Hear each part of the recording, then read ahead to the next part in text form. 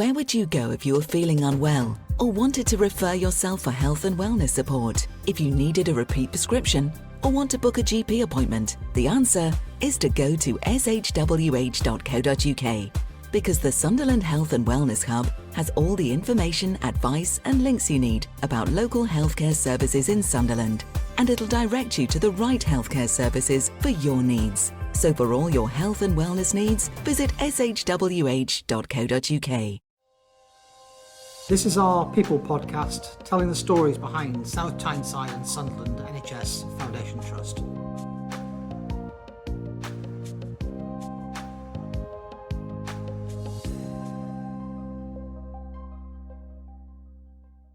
Hi and welcome to Our People podcast. I'm Harry Newhouse, your host for today's episode, and here to join me is Head of Neurophysiology and Senior Chief Clinical Physiologist, Debra Young. Welcome to the podcast, Debra. Thanks, Harry, and thanks for inviting me to take part in Our People's podcast. What is neurophysiology? So here at Neurophysiology, we investigate the function of the central and peripheral nervous system to diagnose and manage a range of neurological and non-neurological conditions. We work with a diverse group of patients, from premature babies to young children and adults of all ages. So neurophysiology plays a vital role in diagnosing and managing many neurological disorders that affect many people within the UK. Such disorders include epilepsy, stroke, encephalitis, disorders of muscles and nerves, and multiple sclerosis, to name but a few. Because of the diverse nature of the department and the referrals we receive, we work with a lot of staff within the trust, including neurology, paediatrics, intensive care staff, to name but a few.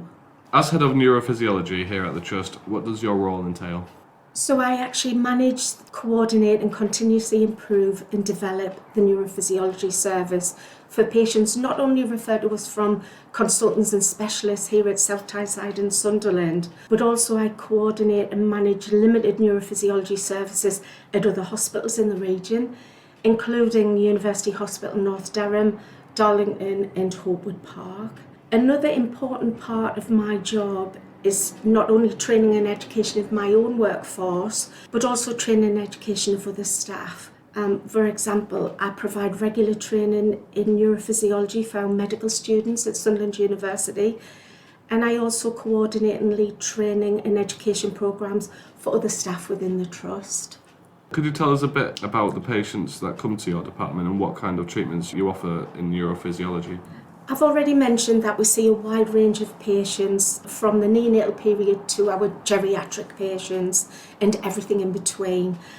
Here at Sunderland, we offer a comprehensive range of diagnostics which fall under three categories. The first category is EEG, or electroencephalography, and basically this is the recording of the electrical impulses generated by the brain, known as brain waves.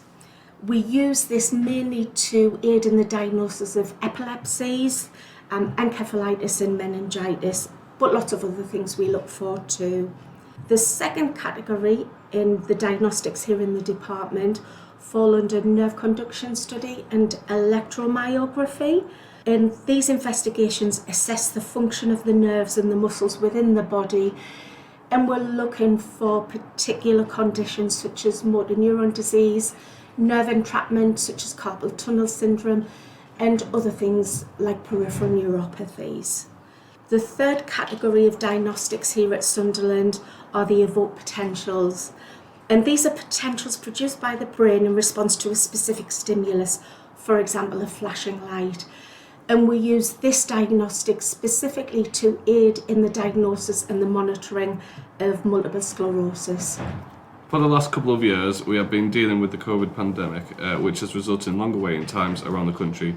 However, recently new figures have shown our trust had no patients facing a routine wait of 18 months or longer for treatment as of March. The neurophysiology department also has a short waiting list of no longer than 6 weeks, which is fantastic. Could you explain the work that's gone on behind that to ensure our patients get seen to as quickly as possible? So like many diagnostic departments at the height of the pandemic, we suspended our non-urgent investigations. When normal services were resumed in the latter part of 2020, we were faced with unprecedented waiting lists for most of our diagnostics. The team worked tirelessly to reduce the waiting list as quickly as possible for our patients, providing extra capacity late into the evening or at weekends. We acquired additional capacity from external sources. We also carefully managed appointments and clinic capacity, ensuring wasted capacity was at an absolute minimum or actually non-existent. We flexibly scheduled our clinics to meet the demand of the individual diagnostic. I also appointed an additional advanced physiologist to help reduce further our longest waiting list diagnostics, which were our peripheral studies. How big is the team? And you've already mentioned a few job roles there, but what kind of jobs are involved? So we have 10 substantive staff, we have 1 consultant, 2 admin staff and 7 physiologists. The physiologists are a unique team in that we sit under the healthcare scientists of the NHS workforce, and we're involved in over 80% of all diagnoses within the NHS. One big factor of such a short waiting time is the development of the advanced physiologist.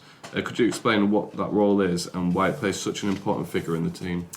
Yeah, so we had an advanced physiologist employed before the pandemic, and the reason we actually explored this role was because nationally there was a recruitment crisis within neurophysiology, particularly in the medical field. So we just looked at new ways of working. We had a really proactive consultant, and I've got a highly skilled team of physiologists. So together we actually developed this advanced physiologist role, who performs some investigations that were previously performed by consultants only. So it's greatly helped the consultants waiting list and added an additional skill to our already highly skilled physiologist team. Do many other trusts in the region have an advanced physiologist in their neurophysiology team? To my knowledge, not here in this region, but there certainly are these roles nationally in the UK. When we initially looked at developing this role, we sought advice, best practice, protocols, training advice from our colleagues nationally. So as far as I'm aware, there aren't any specific peripheral roles here in the North East, but definitely in the UK these roles exist. Last month we hosted our first Staff Recognition Awards, and you won the Governor's Award, which is a brilliant achievement. Just how pleased are you to have been chosen by a number of governors to win such an award? Well, I was shocked, thrilled and absolutely honoured to receive the Governor's Award. I was actually initially shortlisted for the Leadership Award, which I didn't win, and then was taken by surprise to actually win the Governor's Award. It was amazing. It was an amazing night. It was fantastic to see everybody, hear everybody's stories, and particularly on the back of the pandemic, we haven't had an event like this since 2019, I believe. So it was quite an amazing night for us all to get together to celebrate the achievements of staff in the trust. So yes, absolutely honoured. Still haven't come down yet from receiving the award. Brilliant. It just shows what fantastic work the department and yourself are doing. Also, the neurophysiology team were also shortlisted for the Clinical Acute Team of the Year, which was eventually won by the emergency department teams at South Tyneside District Hospital and Sunderland Royal Hospital. It just shows the amazing work that the department's doing and just how proud of the team are you. Well, I have an astonishing team. They work relentlessly to deliver an amazing customer service for our patients. I'm very proud and honoured to manage this highly dedicated team. Their commitment and enthusiasm never ceases to amaze me. Yes, absolutely, so proud. And if anybody would like to watch the reaction of Debra and the ED team winning their awards, we have a podcast episode dedicated to our Staff Recognition Awards on our YouTube channel, which is a fantastic watch, and it was a great night celebrating the fantastic achievements over the past 12 months. That brings us to the end of this episode. Thank you very much for joining me today, Debra. Thanks, Harry. Thanks for joining us for this episode of our People podcast. We hope you enjoyed it and check out our other stories. Hit subscribe to keep up to date with the latest and catch up with what we've been up to on our Twitter, Facebook and Instagram pages. Just search for our name.